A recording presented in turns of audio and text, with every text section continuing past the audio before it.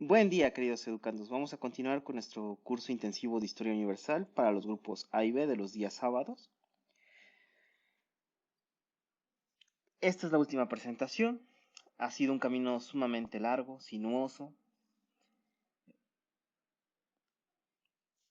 Para mí fue complicado generar estas presentaciones porque era un material que no tenía listo y sin embargo, pues fue necesario adaptarme a una serie de situaciones a las cuales no estoy acostumbrado. Quizás lo más difícil es no tenerlos a ustedes para ver qué partes están siendo obscuras o en qué sentido mis explicaciones pueden ser deficientes. Eso es una situación que constantemente tenía en mente y que por eso traté de hacer las diapositivas los más específicas posibles. También tuve que lidiar muchísimo con esta tecnología, ustedes lo vieron, de cómo fueron las iniciales o cómo son las últimas. Y sin embargo, pues tuvimos que adaptarnos para poder llegar hasta a estas últimas presentaciones. Les agradezco a quienes hayan tenido la paciencia para llegar hasta este punto. Espero que se encuentren en óptimas condiciones y ya sin mayor preámbulo, pues voy a dar inicio a la presentación sobre la Guerra Fría, sobre todo porque hubo, aunque no lo crean, varios aspectos que quedaron fuera de la Segunda Guerra Mundial, a pesar de la gran cantidad de diapositivas. Dejé algunas a propósito porque se relacionaban con temas de la Segunda Guerra y con lo que iba a venirse como la Guerra Fría. Entonces, esta presentación tiene como finalidad ser un enlace con la parte final de la Segunda Guerra Mundial y lo que es la Guerra Fría.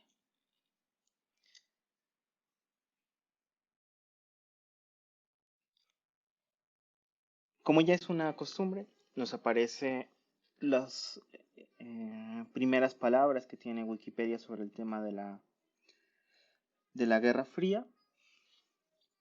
Y yo aquí se los pongo para que los puedan observar con detenimiento, puedan revisarlos si gustan.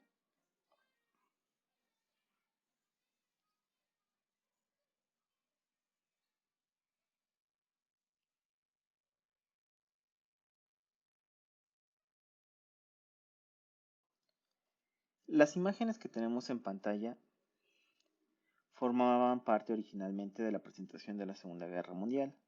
Sin embargo, por la presión que ya tenía, decidí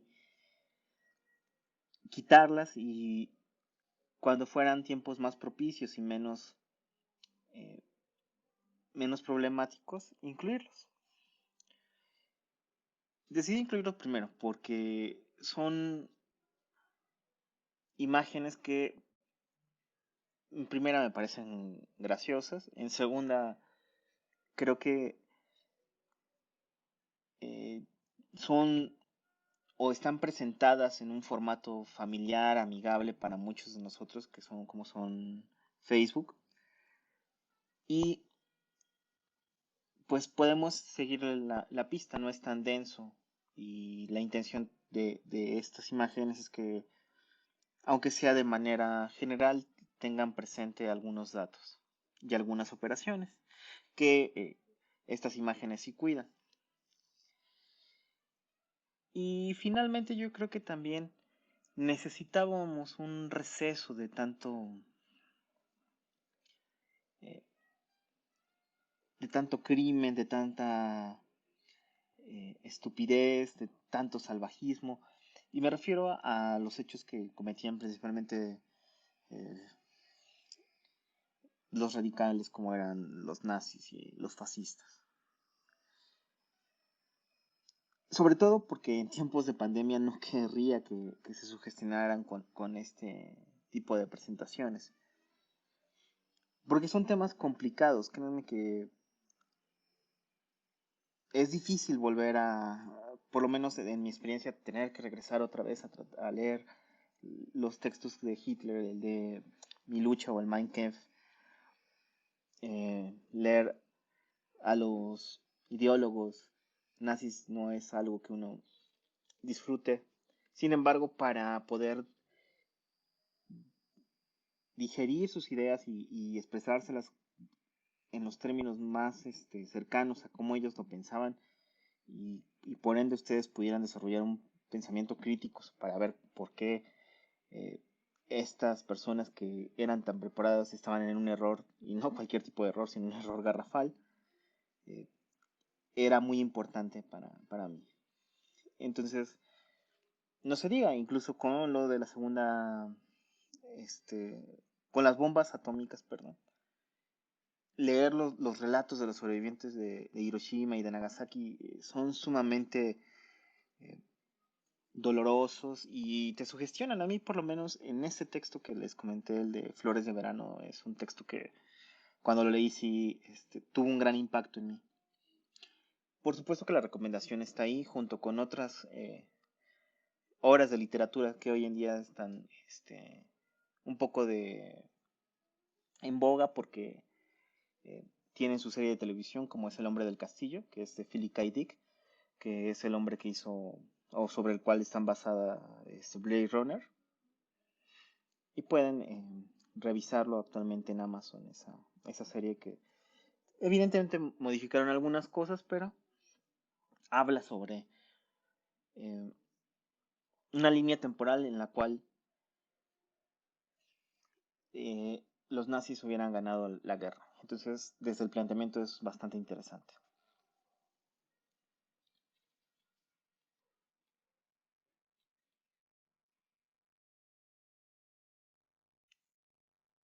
Y aquí está la parte final. Se las dejo para que la puedan observar, la lean.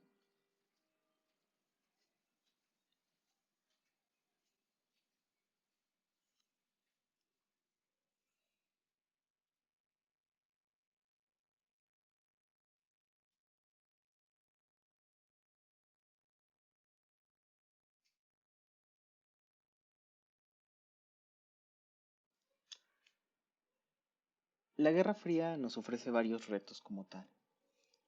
El primero es, no podemos caricaturizar ninguno de los bandos. Ninguno son los buenos, ninguno son los malos. Cada uno de ellos tienen intereses mezquinos.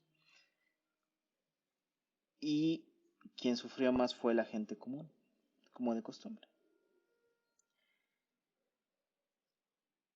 Ni Estados Unidos representa un salvador absoluto de las democracias.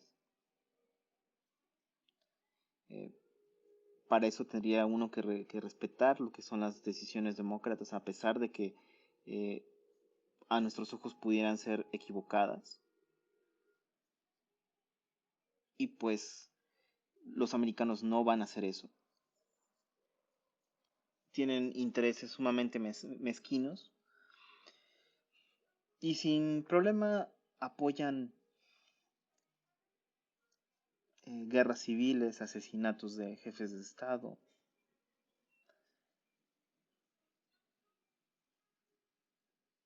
Por su parte, los soviéticos no van a ser mejores personas. Si uno pretende hablar de las bondades del comunismo ante a un polaco, este te va a decir de todo, porque las atrocidades que cometieron los soviéticos en Polonia fueron grandísimas. Y cada uno estableció eh, su propia narrativa en la cual no, no te dejaba dudas que los otros eran los malos, el enemigo ideal. Y sin embargo, todo esto fue una gran necedad, una gran lucha vana, donde todos aquellos que quisieron buscar una parte que no fuera tan radical, terminaron siendo consumidos por el odio y por la animadversión. En Estados Unidos pues se creó una lista negra donde había personas a las cuales ya no se les tenía que contratar porque tenían ideas socialistas. Del mismo modo, en la Unión Soviética, eh, a los científicos les buscaban que no tuvieran la KGB les hacía revisiones continuas de qué tipo de literatura leían. Estaba en observación siempre. No hablemos ya ni siquiera de cualquier elemento que tuviera o profesara algún tipo de religión, porque dentro de las máximas del marxismo está que la religión es el opio del pueblo y lo repiten como un dogma muchos para mostrar una superioridad moral que es muy cuestionable. Nosotros por nuestra parte tenemos aquí lo que es la conferencia de Teherán, que fue parte esencial de lo que se viene con eh, la Guerra Fría, que son la conferencia de los tres grandes, y donde nuevamente vean que eh, Stalin y Roosevelt tienen unas posturas francamente muy cuestionables. Estaban decidiendo si mataban a 100.000 o a 50.000 hombres a sangre fría. Y Churchill, que hoy es una especie de villano gracias a las protestas que están hoy en día, es el que tiene la mesura para decir, no, nosotros ya firmamos algo, hay que respetar. Y posteriormente tenemos los dos antecedentes importantes eh, de lo que es la política o la ideología americana, que es el Destino Manifiesto y la Doctrina Monroe. No solamente los tenemos como antecedentes, sino que los vimos en acto con cada una de las atrocidades que hicieron con México durante la guerra de, de 1948, donde México pierde más de la mitad de sus territorios. Y no solamente ahí, sino también incluso con la intervención de Henry Lane Wilson en la Revolución Mexicana. Eh, no podemos tener dudas de lo mezquinos y lo inhumanos que pueden ser los americanos. Sin embargo, pues les ha funcionado siempre mantenerse con esta bandera de ser siempre amigables, ¿no? El plan Marshall tiene esa característica, es vamos a ayudar a Europa, vamos a rescatarla, vamos a, a cuidarla de que se recupere porque es parte esencial del mundo. Y sin embargo, realmente lo que estaban viendo es que tenían un nuevo opositor y eran los soviéticos.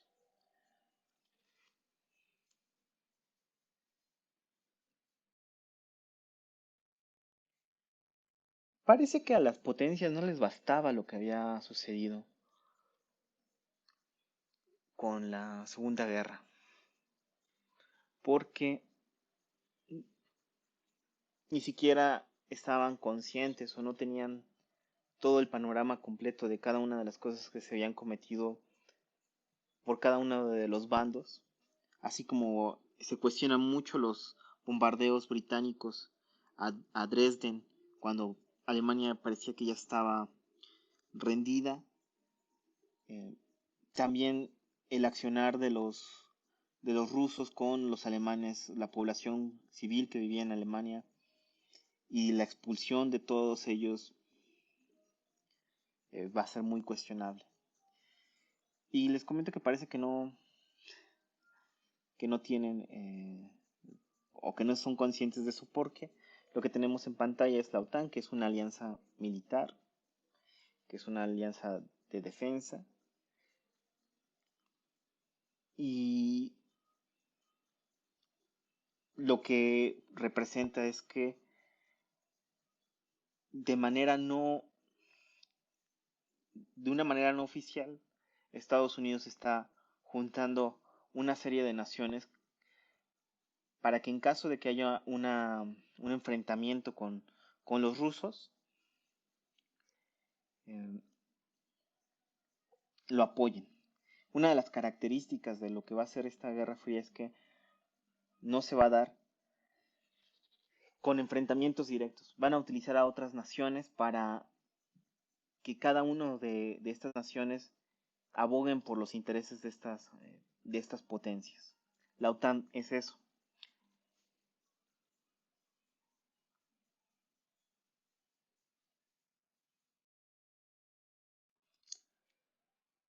Tras el final de la Segunda Guerra Mundial, uno pensaría que era cuestión de días para que Franco cayera. Eran muy parecidos, solamente tuvo una discusión fuerte con Hitler por Marruecos, pero eran muy parecidos. Franco no escondió su simpatía hacia el Führer y les dio un par de divisiones que atacaron la Unión Soviética y que fueron muy efectivas en varias partes de la guerra. Y sin embargo, la historia nos dice que Franco muere en los 70 y muere en el poder. Y eso es una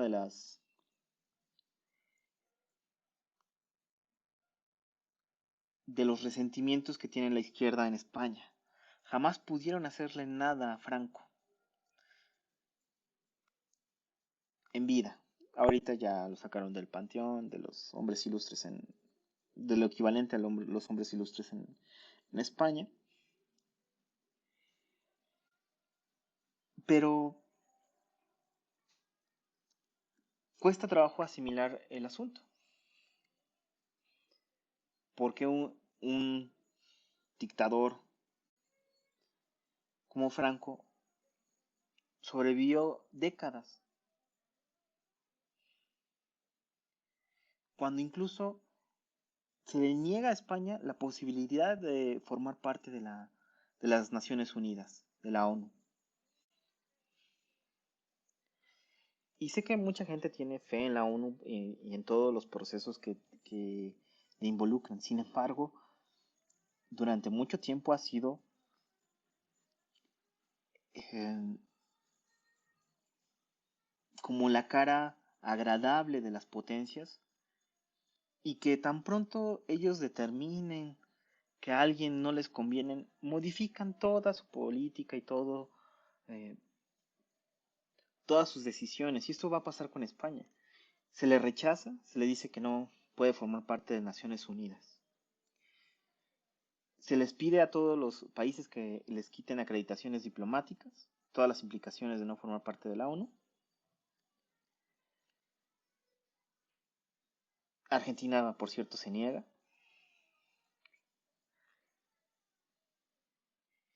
Y pues España parece que queda de lado, ¿no? Franco hace, evidentemente, como todo dictador, hace su,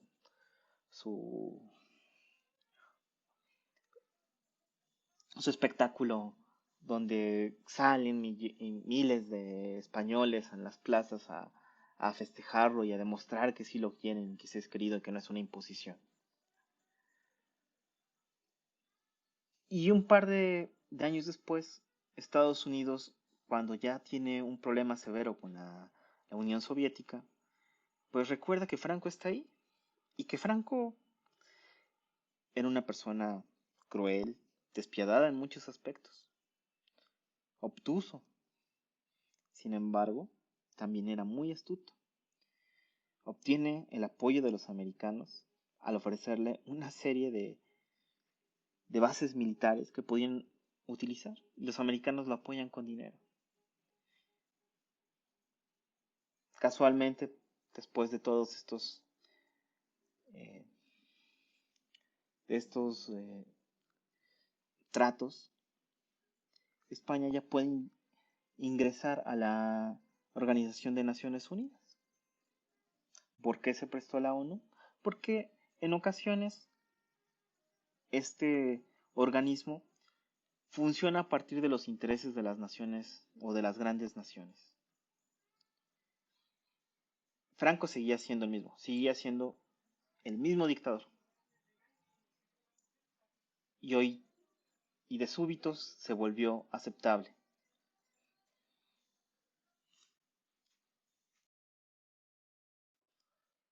Los soviéticos, por su parte, generaron un pacto de amistad y colaboración con varias naciones de Europa del Este. Sin embargo, más allá de la retórica de hablar de naciones amigas o naciones hermanas o que tienen una amistad, lo que pasó fue que muchas de estas naciones fueron torturadas por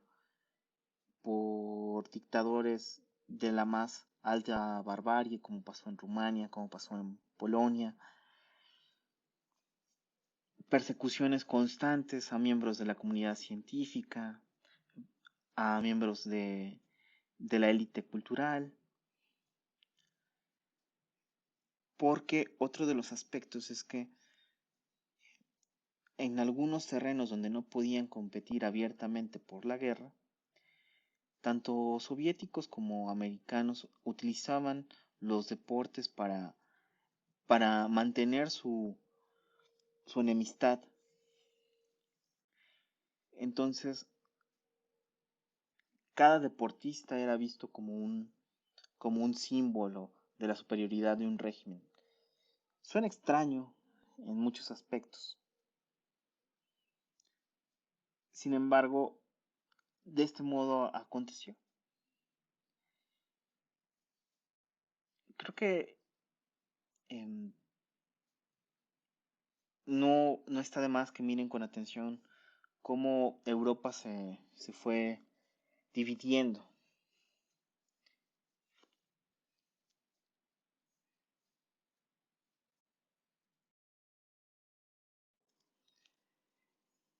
¿Qué significa perder una guerra mundial?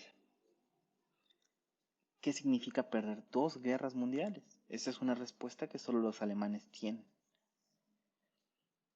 Y vaya que pagaron con sangre y vidas cada una de estas derrotas. Tristemente, Alemania fue víctima de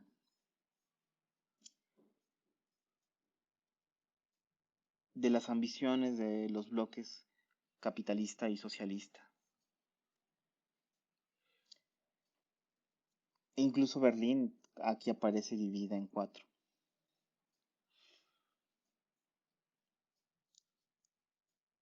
Es impresionante cómo los alemanes pudieron resistir y sobrevivir a tantas ambiciones dentro de su país.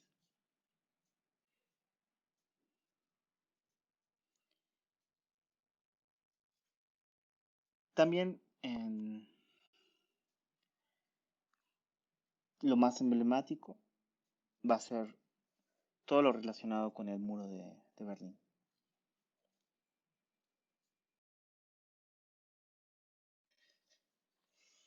Hubo un tiempo en el cual existieron dos Alemanias. La bandera de abajo representa a la Alemania socialista, la que estaba controlada por los soviéticos. El emblema de arriba es el emblema de la Alemania Federal o de la República Federal. Esta Alemania tiene la misma bandera eh, que la Alemania actual. Por eso me pareció más importante presentarles este símbolo de la Federación Alemana. Otro aspecto que también quiero señalarles es la parte final, lo del muro de Berlín. La caída del muro está directamente relacionada con el final de la Guerra Fría.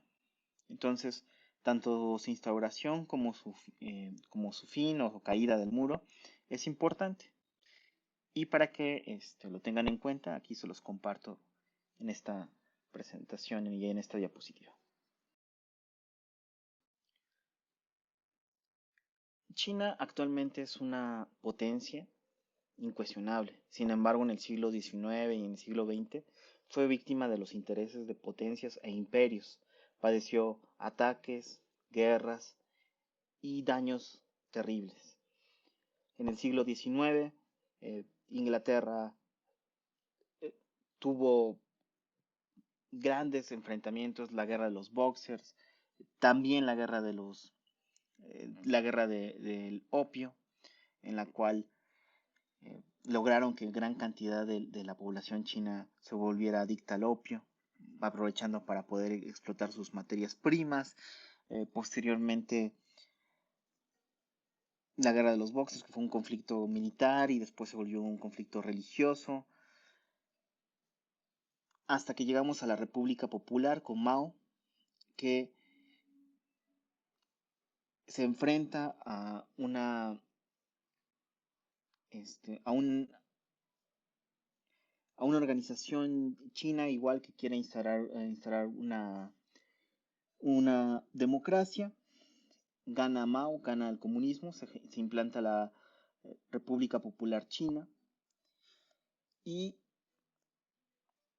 nace toda esta estructura y este tratamiento de ídolo a Mao en China. Sin embargo, pues los costos fueron muy altos.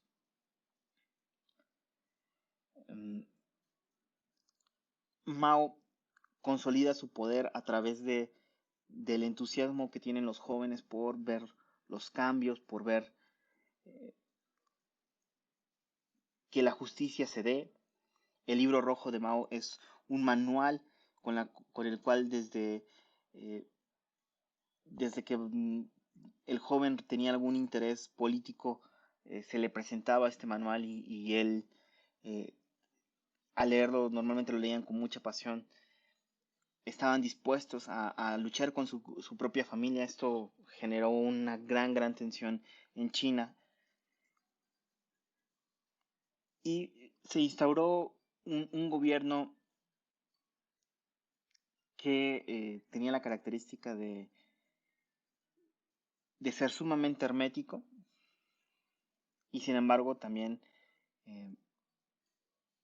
durante muchos años fue invulnerable.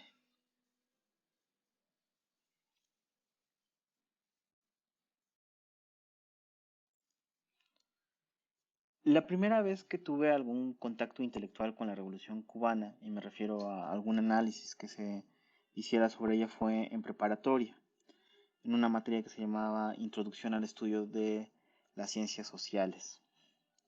Un maestro está exponiendo algunas cuestiones, un compañero le cuestionó algo, empezaron a conversar, después a discutir y finalmente estuvieron a punto de llegar a los golpes. Dado mi desconocimiento, no entendía por qué se había llegado a este punto. De lo que me quedó claro es que no acepta como tal medias tintas. Una postura neutral es casi imposible. O apoyas a la revolución o apoyas al imperialismo. Y es una conversación que hoy en día se les ha hecho parte a los jóvenes. Se les comenta que es casi una contradicción ser joven y no ser revolucionario. Sobre todo porque estos movimientos fueron sumamente apoyados por los jóvenes y por el idealismo y el hambre de justicia que suelen tener. La figura de Fidel Castro es sumamente extraña. Sin embargo, pues los puntos a donde estaban dispuestos a llegar a mí sí me llaman muchísimo la atención.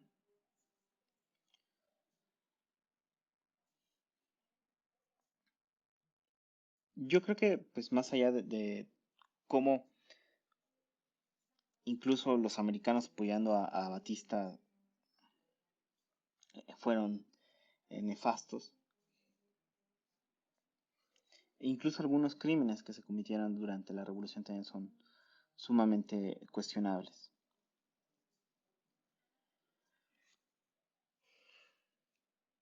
No sé, yo creo que el más cuestionable es lo que le hicieron al poeta Heberto Castillo, donde lo acusaron de ser un miembro de la CIA, solo porque cuestionaba algunas de las decisiones del partido, sobre todo de Fidel. Como hubo poetas que se unieron al apoyo a Heberto Castillo, también se les catalogó como escritores o poetas afines al imperialismo. Entre ellos pues, destacaba eh, Mario Vargas Llosa y incluso Octavio Paz.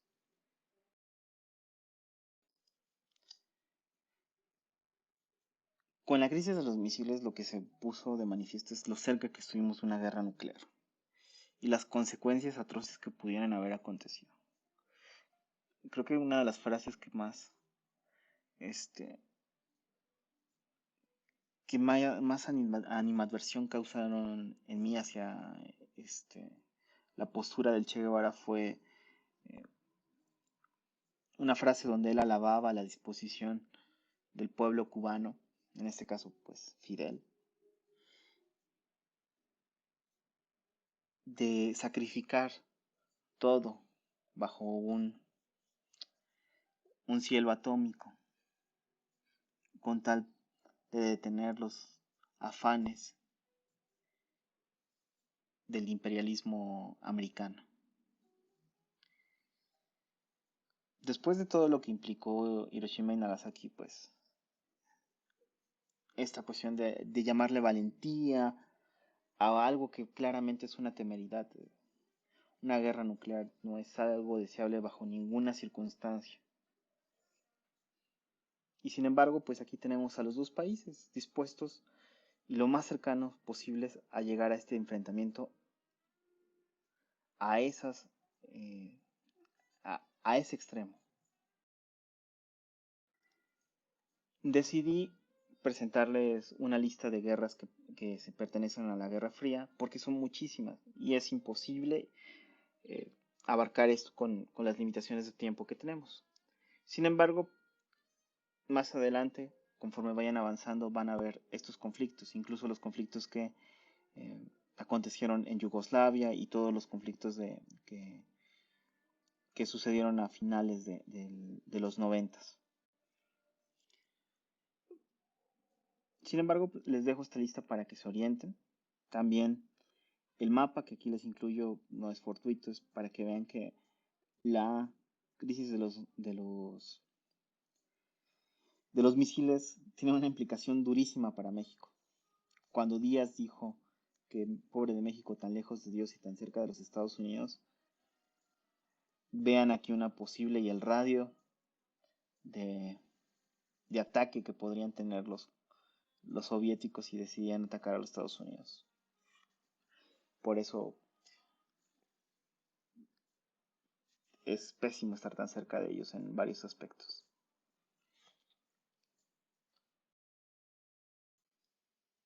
La catástrofe de Chernobyl fue, ante los ojos de militares de alto rango y políticos, la causante de la caída del bloque socialista.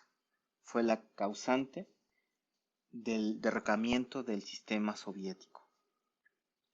Porque fue un error que no solo puso en riesgo a toda la sociedad de Chernobyl, sino incluso toda Europa. Hay que recordar que en esta zona no era un reactor el único que estaba activo.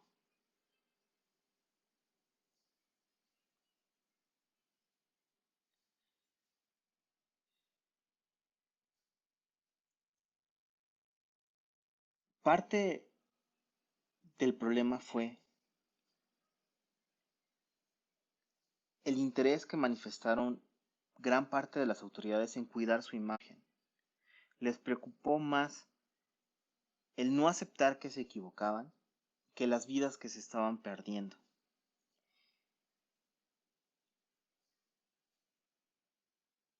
Esta postura fue terrible.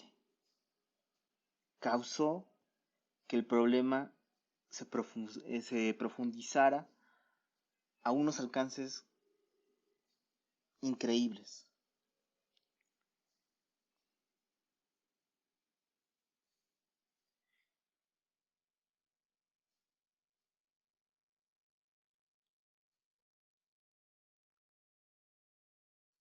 Desafortunadamente, esta zona de Chernobyl hoy en día sigue sin poderse habitar y se siguen padeciendo los estragos.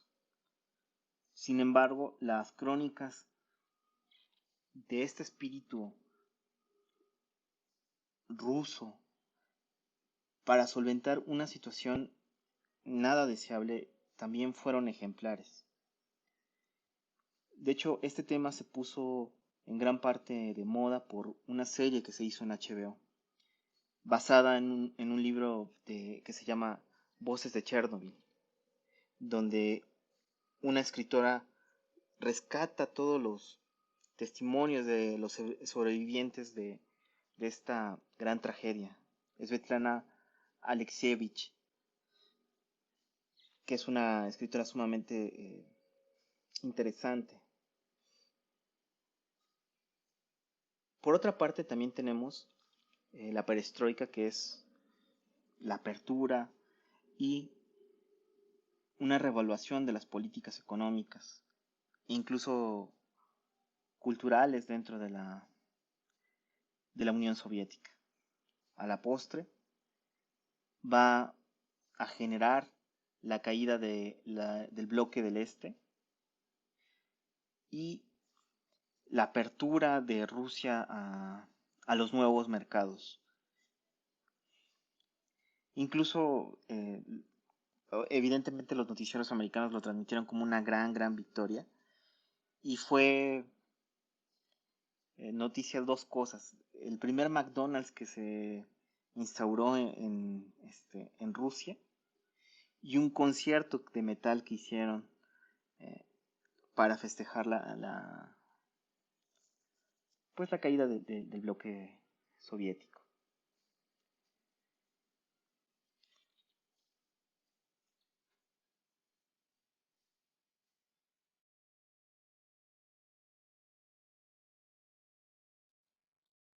La guerra del Golfo Pérsico inaugura el nuevo enemigo que va a encontrar Estados Unidos.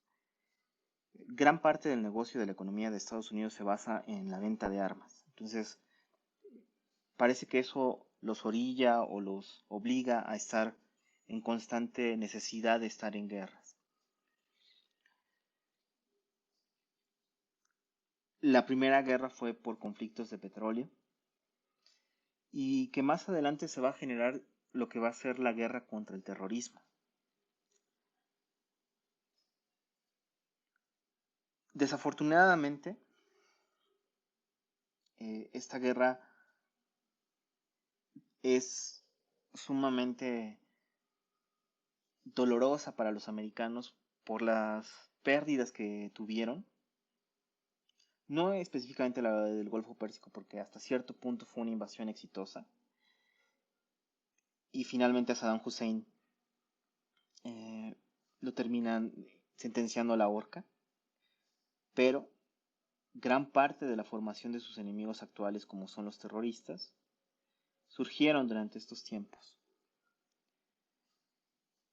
Quizás el punto más emblemático de la consecuencia de esta política externa tan agresiva de los americanos se ve representada en la caída de las dos torres, donde por primera vez un atentado a gran escala terrorista sucede en Estados Unidos. El 11 de septiembre siempre va a ser recordado por lo dramático, pero también es el anuncio formal de una guerra que se estaba fraguando desde hace tiempo, que es la guerra contra el terrorismo Y todo esto se debe a la intervención de Estados Unidos en Medio Oriente.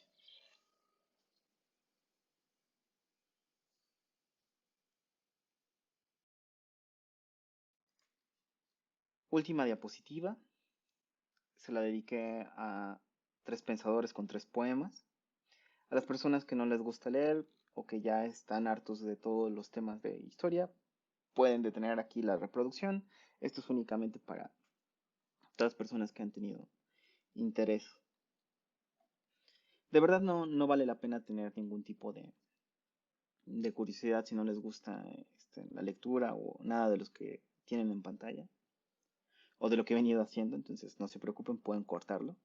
No voy a hacer ninguna revelación importante ni voy a dar eh, nada que sea esencial para el trámite que tienen, que es la presentación del examen de Comipems. Solamente pues voy a compartirles un poco de lo que yo hacía cuando terminaba un curso de estas características o de esta naturaleza. Solía preparar un material sobre grandes pensadores o grandes escritores, con sus poemas, con sus ensayos, gente que yo admiraba, y se los compartí por como una especie de agradecimiento por haberme acompañado todo el curso, por ser parte activa, por no dejarme solo en las clases, que estar al frente es una batalla constante con la soledad. Y eh, la pandemia y esta situación que nos pasó y que seguimos enfrentando, pues nos obliga a no poder llevar las cosas como antes las llevábamos. Entonces, aprovecho únicamente para todas esas personas que saben y que son conscientes de que me apoyaron y que estuvieron atentos a mis clases, se los agradezco infinitamente. Eh, Nada de mis clases hubiese funcionado sin ustedes, sin su risa. A las personas que se durmían en mi clase, mi odio absoluto. Bueno, no, yo lo entiendo. Las circunstancias a veces son muy variadas, pero sabemos cómo somos. Entonces, saben para quiénes son mis agradecimientos y para quienes les reitero esta gratitud mía. Sobre todo su paciencia. Para mí fue muy complicado estas presentaciones porque honestamente escuchar mi voz grabada y preparar todas estas diapositivas fue un proceso que en la preparación de condensar la información las disfrutaba, pero escucharme a mí narrando o interpretarla siempre lo detesté. Y eso fue lo más difícil. Sin embargo, pues les deseo la mayor de las suertes. Yo no soy de esas personas que dicen éxito. El éxito me parece algo absurdo. Y solo les pido que por favor lean sus preguntas varias veces, analicen las respuestas y las opciones que tienen y respondan con la mayor tranquilidad posible, porque las circunstancias del examen siguen siendo un misterio, pero tomen en cuenta que llevan meses, no días, llevan meses e incluso algunos años preparándose para esto. Y reitero pues mi agradecimiento. Gracias.